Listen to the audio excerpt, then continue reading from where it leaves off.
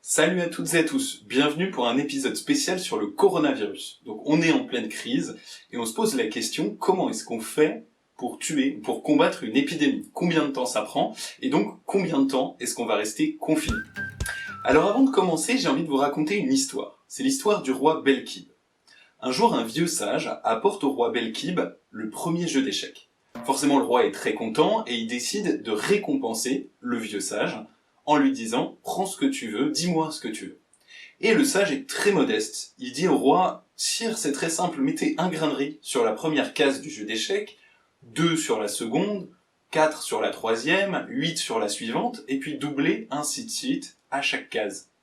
Je prendrai simplement la totalité des grains de riz qui seront sur l'échiquier. » Le roi est émerveillé par tant de modestie, tant de simplicité, et donc il accepte. Il accepte, et vous vous en doutez, c'est une grosse erreur. Faites-le avec moi. 1 sur la première case, 2 sur la seconde, 4 sur la suivante, puis 8, puis 16, puis 32, puis 64, puis 128, puis 256, puis 512, puis 1024, 2048, 4096, 8000 et quelques, 16000 et quelques. Ça grandit tellement vite que dès la deuxième ligne du jeu d'échecs, on n'arrive plus du tout à compter les grains de riz. Et si on va jusqu'à la dernière et 64e case, on a 18 milliards de grains de riz. C'est-à-dire 700 ans de la production mondiale annuelle aujourd'hui. Bref, juste prendre un grain de riz et doubler à chaque case du jeu d'échecs, zoup, ça monte dans les nuages. Pourquoi est-ce que je vous raconte ça? C'est parce que ça, c'est ce qu'on appelle une progression exponentielle. Se multiplier par un certain facteur, toutes les cases, toutes les unités de temps. Et c'est exactement ce qui nous arrive avec le coronavirus. Le nombre de malades en France, en ce moment, il double tous les 3 à 4 jours. Donc si on optimise, prenons 4 jours. C'est-à-dire que le premier jour, il y a un malade, 4 jours après, il y en a 2, 4 jours après, il y en a 4, 4 jours après, il y en a 8, 4 jours après, il y en a 16, et ainsi de suite, on fait toutes les cases de l'échiquier. Et à ce rythme-là, la totalité de la population française est infectée ou a été en contact avec la maladie au bout de 3 mois. Alors en fait, la vitesse et le niveau de propagation d'une maladie, il dépend de 2 paramètres. Donc lors d'une épidémie, on peut considérer qu'il y a 3 types de personnes. Les personnes saines, qui n'ont jamais été en contact avec la maladie, les personnes infectées, qui sont malades et qui peuvent infecter les autres, et puis les personnes retirées, c'est-à-dire soit les personnes qui ont été malades, qui ont guéri et qui sont immunisées, soit des personnes qui ont été malades et qui sont décédées mais qui peuvent plus être contagieuses. Donc, 2 paramètres. Le premier, c'est le taux de transmission, c'est-à-dire la vitesse à laquelle les personnes infectées vont contaminer les personnes qui sont saines. Le deuxième paramètre, c'est le taux de retrait, c'est-à-dire la vitesse à laquelle les personnes qui sont infectées vont soit guérir et être immunisées, soit mourir et cesser d'être contaminantes. Si on prend le ratio entre ces 2 taux, on obtient une grandeur qui s'appelle R0, le taux de reproduction de la maladie. Vous avez sûrement entendu ce R0 dans les médias ces derniers jours. En fait, c'est simplement le nombre de malades, le nombre de personnes saines qu'une personne infectée va contaminer au cours de sa maladie. Et là, on comprend bien, si un malade infecte plus d'une personne, la maladie grandit, alors que si un malade infecte moins d'une personne, la maladie diminue. Si on prend une analogie, c'est comme le taux de fécondité. On sait que quand on a plus de 2 enfants par femme, la population d'un pays augmente, et si on a moins de 2 enfants par femme, la population d'un pays diminue, sauf s'il y a des échanges de personnes entre pays. Là, le taux de reproduction R0, le seuil c'est 1. Plus d'une personne contaminée, zout, on est sur un jeu d'échecs, ça augmente. Moins d'une personne contaminée, l'épidémie décroît et la maladie diminue. Dans le cas du coronavirus, le R0, donc le taux de reproduction, il est entre 2 et 3. Ça veut dire que chaque personne qui est infectée va à son tour contaminer 2 à 3 personnes, qui vont chacune contaminer 2 à 3 personnes, qui vont chacune contaminer 2 à 3 personnes. Bref, on est dans le cadre du jeu d'échecs, on a une croissance exponentielle. Alors une croissance exponentielle, un jour, ça s'arrête. Dans le cadre du jeu d'échecs, on arrive jusqu'à la 64e case, il n'y a plus de case, c'est terminé. Dans le cadre de la maladie, c'est pareil. En France, on est à peu près 70 millions. Si 70 millions de personnes sont infectées, il n'y a plus personne à infecter. La maladie s'arrête. Alors en réalité, ça s'arrête même avant. C'est-à-dire qu'il y a un certain seuil qu'on appelle le seuil d'immunité de groupe à partir de laquelle la maladie diminue. C'est relativement simple à comprendre. Si 99% des gens étaient infectés et ont guéri et donc sont maintenant immunisés, lorsqu'une personne est malade, elle a très peu de chances de croiser quelqu'un qui n'est pas immunisé et de lui refiler la maladie. Donc la maladie a du mal à se propager. Si je dois donner une analogie, c'est comme si je vous demandais de me citer tous les États américains. Delaware, Ohio, Oklahoma, Californie, Texas, Wisconsin, Connecticut, New Jersey, etc., etc. Au début, ça va aller vite, et puis à un moment, vous allez commencer à ralentir parce que vous n'arrivez plus à les trouver, et vous allez, ou en tout cas, moi, je m'arrête largement avant d'avoir atteint 51 États. La maladie, c'est pareil. Au début, elle va vite, elle peut contaminer tout le monde, puis plus il y a de gens qui ont été contaminés et qui sont immunisés, plus la maladie ralentit. Et donc, la proportion de la population totale qu'une maladie peut atteindre, elle va dépendre de son R0, de son taux de reproduction. Dans le cas du coronavirus, la quantité de personnes, le pourcentage de personnes qui peut être touchées au total est autour de 80%. Donc, si la maladie se propage, on va atteindre une immunité de groupe et on va avoir 80% de personnes infectées et la maladie aura très fortement ralenti ou quasiment disparu. Alors quel est le taux de létalité de la maladie? Le taux de létalité, c'est le nombre de personnes qui meurent par rapport au nombre de personnes infectées. J'ai entendu à peu près tous les chiffres, et c'est pas pour rien, c'est parce que c'est très difficile de connaître le taux de létalité. Pourquoi? Déjà, il faut connaître le nombre de personnes infectées. Or, aujourd'hui en France, si vous avez des symptômes qui sont pas très graves, genre une petite toux, une fièvre légère, on vous dit de ne pas aller chez le médecin, ou en tout cas, on limite. Si vous avez des symptômes qui sont tout petits, vous n'allez pas être détecté. Si vous avez des symptômes qui sont plus importants, là, oui, vous allez aller chez le médecin, voir des symptômes vraiment importants, vous allez aller au SAMU, vous allez être détecté. Mais donc, quand la France annonce ce matin 12 500 malades, en réalité, c'est 12 500 cas détectés, et donc beaucoup plus de malades. Peut-être 3, 5, 10 fois plus, on n'en sait rien. En tout cas, c'est une bonne nouvelle qu'il y ait plein de malades non détectés. C'est une bonne nouvelle parce que ça réduit le taux de létalité.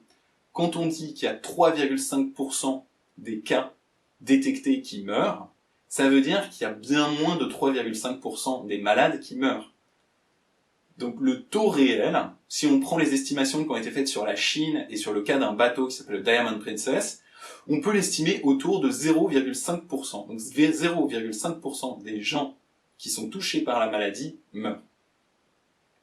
Deuxième problème pour calculer ce taux de létalité, c'est qu'il dépend fortement de la prise en charge médicale des patients. En gros, il y a des patients qui n'ont pas de symptômes. Il y a des patients qui ont des symptômes légers et il y a des patients qui ont des symptômes graves, voire très graves, qui ont besoin d'une prise en charge en soins intensifs. Si on arrive à la fournir, alors oui, le taux de létalité, il est peut-être autour de 0,5%. Mais si on n'y arrive pas, si jamais le système de santé est complètement dépassé, alors le taux de létalité, il grimpe. Et il peut grimper beaucoup. Peut-être qu'on passe à 1%, 2%, 3%. C'est difficile à dire. Moi, je vais garder pour la suite une estimation plutôt optimiste de 1,5%. Mais en réalité, j'en sais rien. Donc on a une maladie qui peut toucher jusqu'à 80% de la population et tuer jusqu'à 1,5% des gens qu'elle infecte. C'est énorme. Donc qu'est-ce qu'on peut faire pour lutter contre une telle maladie? Alors, pour lutter contre une épidémie, une première stratégie consiste à simplement la laisser faire. Donc on ne change rien à nos vies, on laisse la maladie se propager avec son taux de reproduction R0 habituel, elle infecte des gens, il y a des gens qui survivent, il y a des gens qui ne survivent pas, et puis au bout de 3 mois, disons 4 mois pour cette maladie, terminée, elle a touché tous les gens qu'elle devait toucher. C'est quelque chose qui est très efficace, très facile à faire, mais qui a un énorme défaut, c'est le nombre de morts. Si on fait ça, le système de santé, c'est pas qu'il va être saturé, c'est qu'il va être archi méga plus beaucoup saturé. C'est-à-dire qu'on va pouvoir porter assistance à une minorité des gens qui en ont besoin. Donc concrètement, si on prend 80% de la population qui serait touchée avec un taux de décès de 1,5%, ça nous fait 800 000 morts. C'est-à-dire plus que pendant une année entière de toutes les causes de mort possibles en France. C'est énorme. Et c'est quelque chose que probablement nous ne sommes pas prêts à accepter. Et c'est pour ça qu'on ne choisit pas cette stratégie. Deuxième stratégie, il s'agit de supprimer la maladie. Donc là, on va faire un confinement très serré. C'est-à-dire on reste vraiment chez soi, pas de travail, presque pas de courses, presque aucune interaction, vraiment on reste entre quatre murs. Dans ce cas-là, on fait tomber le taux de reproduction R0 en dessous de 1. Donc la maladie chute relativement rapidement. Ça marche assez bien et c'est mis en place en Chine. Le gros défaut, enfin il y a deux gros défauts pour cette méthode. Un, ça demande des mesures de confinement très strictes et assez longues. Deuxièmement, oui, on n'expose pas les gens à la maladie, mais du coup, on ne fait pas augmenter l'immunité de la population. On n'atteint pas le seuil d'immunité de groupe. Donc, lorsqu'on enlève les mesures de confinement, lorsqu'on soulève le couvercle de la marmite, hop, la maladie peut repartir. Il suffit qu'il y ait une personne sur Terre qui soit encore infectée, et on est reparti pour une épidémie. Donc c'est assez insatisfaisant comme méthode, ou en tout cas ça ne suffit pas tout seul, ou alors ça suffit si on maintient, pour une durée inconnue, mais très longue, ces mesures de confinement. Troisième méthode, c'est la méthode de l'endiguement. C'est ce qu'on est en train de faire en ce moment, c'est-à-dire qu'on réduit les interactions dans la population, pas forcément pour supprimer la maladie, mais pour réduire sa vitesse. Donc le R0, on l'amène proche de 1, peut-être un petit peu au-dessus, peut-être un petit peu en dessous, je ne sais pas. En tout cas, on essaie de limiter le flux de malades pour que tous ceux qui en ont besoin puissent être pris en charge par les hôpitaux, ou en tout cas qu'une fraction importante puisse être prise en charge par les hôpitaux. Le but, c'est pas de supprimer la maladie. La maladie, elle continue à courir, elle continue à se propager. Mais elle se propage suffisamment lentement pour que beaucoup de personnes aient accès au système hospitalier. Donc la maladie se propage, mais on garde un taux de létalité relativement faible, par exemple 0,5%. Et dans ce cas-là, en France, le risque, ça serait 200 000 morts. Mais 200 000 morts étalés sur assez longtemps. Justement, assez longtemps, c'est le gros défaut de cette méthode. Si on a 10 000 lits de soins intensifs en France, et qu'on veut avoir pile poil le bon nombre de malades pour occuper ces 10 000 lits, on a à peu près 5% des malades qui ont besoin d'une hospitalisation. Et dedans, il y en a peut-être un tiers qui ont besoin de soins intensifs. Donc si on veut qu'il y ait maximum 10 000 personnes en soins intensifs, il faut qu'il y ait maximum 1% de la population française qui soit malade. Et sachant que ça prend 2 semaines à peu près un soin intensif pour cette maladie, ça veut dire que si on va jusqu'à 80% de la population par tranche de 1%, ça fait 80 fois 2 semaines. Donc des mois, voire des années. Et encore, 10 000 lits, je suis optimiste.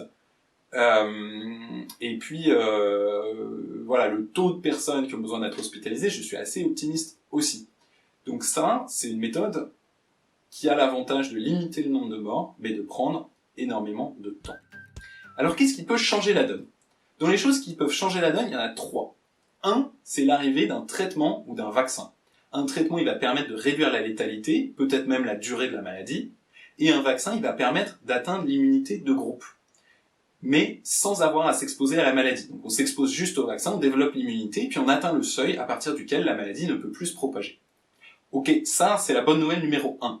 Deuxième bonne nouvelle, ça serait l'arrivée de l'été. Certaines maladies, comme la grippe par exemple, sont saisonnières, c'est-à-dire que la grippe ne se développe pas bien en été, et on ne sait jamais, ça pourrait être le cas du coronavirus. Malheureusement, les premières études sur le sujet sont assez défavorables. Il semblerait que la maladie se propage même quand il fait plus chaud. Et d'ailleurs, en ce moment, elle se propage en Inde, au Brésil, en Israël et dans beaucoup d'autres pays où il fait plus chaud qu'en France métropolitaine. Troisième chose qui pourrait changer la donne, ça c'est une chose négative et j'espère que ça n'arrivera pas, c'est que le virus se mette à muter. Et dans ce cas-là, ça voudrait dire qu'une personne infectée peut être infectée à nouveau par une version mutée du virus. Et si c'est le cas, c'est comme la grippe en fait. La grippe, tous les ans, elle mute, donc tous les ans, on peut l'avoir à nouveau. Tous les ans, il y a à peu près 10% de la population qui l'a. Si jamais ça arrive avec le coronavirus, ça veut dire qu'il faut, comme la grippe, qu'on apprenne à vivre avec. Et c'est pas l'issue la plus heureuse possible. Donc combien de temps va durer le confinement? La bonne réponse c'est qu'on n'en sait rien, mais que ça va durer très longtemps. Pourquoi? Aujourd'hui on confine, la maladie décroît, mais dès qu'on va déconfiner, tant qu'on n'a pas atteint l'immunité de groupe, la maladie augmente à nouveau. On a donc une contradiction, on a deux envies contradictoires. Un, réduire le plus possible le nombre de morts, sauver le plus de vies possible, et ça passe par un confinement maximal. 2, vivre, avoir des interactions sociales, ne pas déprimer chez soi, respirer, prendre de l'air, et ça passe par déconfiner. Ces deux envies, elles sont contradictoires et on va chercher un moyen de les concilier. Pour moi, il y a deux moyens possibles. Le premier, c'est de trouver pile poil le bon équilibre. C'est-à-dire le niveau de confinement qui est acceptable et qui permet d'avoir un flux de malades qui est gérable par les hôpitaux. Je ne sais pas quel est ce niveau de confinement. Si ce niveau de confinement, c'est simplement on confine ville par ville, on peut circuler dans sa ville mais pas entre les villes ou pas entre les pays, alors c'est gérable.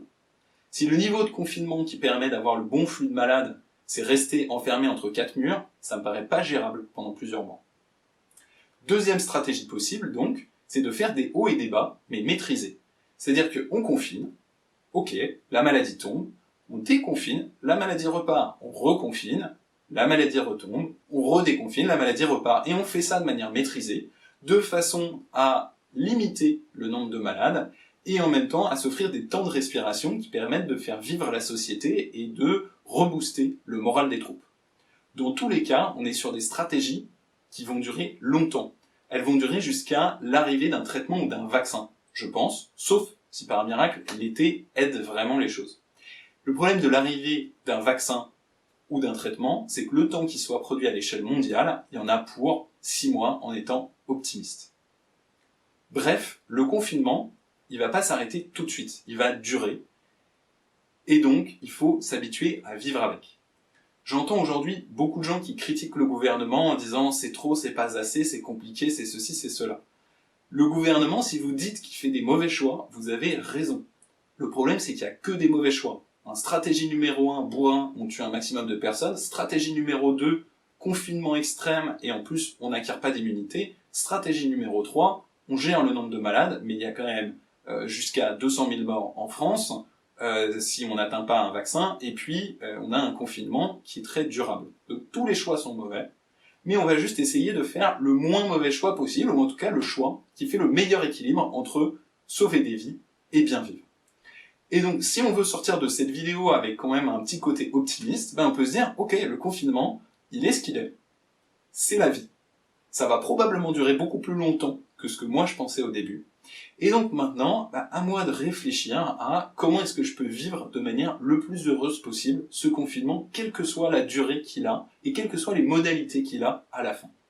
Je vous laisse réfléchir, je vous laisse proposer vos solutions dans les commentaires de la vidéo, et puis je vous dis à une prochaine fois. Alors, petite mise au point sur la fin, quand même, je ne suis pas épidémiologiste. J'espère très fortement me tromper. Et en tout cas, comme vous avez le temps, je vous invite à aller vérifier tout ce que j'ai mis, notamment à partir des sources que je vais mettre sous la vidéo. Deuxième point, j'ai des remerciements. Je voudrais remercier Jonathan qui m'a partagé ses calculs et travaux de son équipe d'astrophysiciens sur le sujet et qui m'a vraiment aidé à comprendre comment ça se passait. Je voudrais remercier ma sœur qui a lu le script de la vidéo. Et puis, je voudrais remercier Alexandre qui a fait le montage de cette vidéo. Je vous laisse les remercier aussi et je vous dis à la prochaine.